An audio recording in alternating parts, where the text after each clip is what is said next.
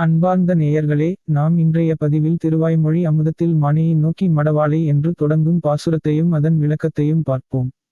மானின் பார்வையைப் போன்ற அழகான மருட்சியோடு கூடிய பார்வையை உடையவள் திருமகள். அந்த பெரிய பிராட்டியை எப்போதும் உனது திருமார்பில் சமன் வைத்திருக்கிறாய். இதன் காரணமாக மாதவன் என்ற திருநாமத்தை பெற்றவன் நீ. ராமாயண காலத்தில் கூனியின் முதுகில் இருந்த கூன் நிமிரும்படியாக உண்டை வில் கொண்டு விளையாட்டாக அடித்தவனே, அறிவில்லாத பசுக்களை காப்பாற்றுவதே பெரும் புண்ணியம் என்று நினைத்து ஆயர்பாடியில் கிருஷ்ணனாக அவதாரம் செய்து கண்ணே போல பாத்து கத்த கோவிந்தனே. சிறந்த ஞானம் பெற்றவர்கள் நிறைந்து இருக்கின்ற பரமபதத்தை உன்னுடைய பிரகாசமான தேஜசினால் நிறைத்தவனே. ஒளி வீசும் மாணிக்கம் போன்ற அழகான வண்ணம் கொண்ட மணிவண்ணனே, அடியார்களின் பகைவனான மது என்ற அசுரனை அளித்தவனே, எல்லா வகையான பாவங்களும் செய்திருப்பவன் நான். அப்படிப்பட்ட என்னை தேன் நிரம்பிய தாமரை போன்ற உனது திருவடி நிழலை அடையும் படியாக அருள் செய்வாயாக. கூனியை உண்டை வில்லால் அடித்து குறும்பு செய்தவன் ராமன். அவன் பெயரைச் சொல்லாமல் ஆழ்வார் எதற்காக பாசுரத்தில் கோவிந்தா என்று கிருஷ்ணனின் பெயரைச் சொன்னார் என்பதற்கு நம்பிள்ளை இவ்வாறு சொன்னாராம்.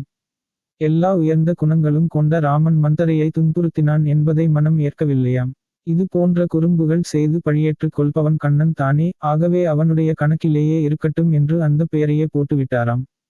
மது என்ற அசுரனை அழித்ததைப் போல என் பாவங்களை அழித்து என்னை ஏற்றுக்கொள் என்பது நயம். இப்படி பெருமை பொருந்திய உன் திருவடிகளை நான் அடைந்து தொண்டு செய்யும் படியான பாக்கியத்தை அருள்வாய். இலையில் போட்ட சோற்றை விலக்குவாருண்டோ?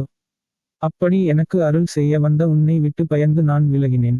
நீ நிர்மலன், தோஷங்கள் தீண்டாதவன் என்று இப்போது தெரிந்து கொண்டேன்.